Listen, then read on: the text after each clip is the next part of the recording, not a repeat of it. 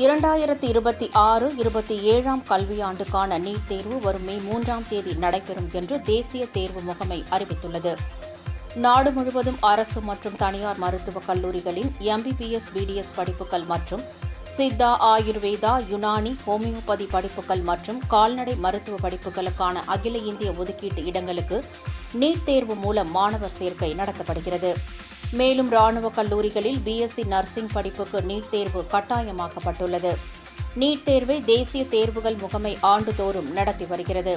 அதன்படி 2026-27 கல்வியாண்டுக்கான நீட் தேர்வு வரும் மே 3ஆம் தேதி நாடு முழுவதும் நடைபெறவுள்ளது. தமிழ், ஆங்கிலம், ஹிந்தி உட்பட 13 மொழிகளில் நடைபெறும் இந்த தேர்வுக்கான இணையதள விண்ணப்ப பதிவு நேற்று தொடங்கியது.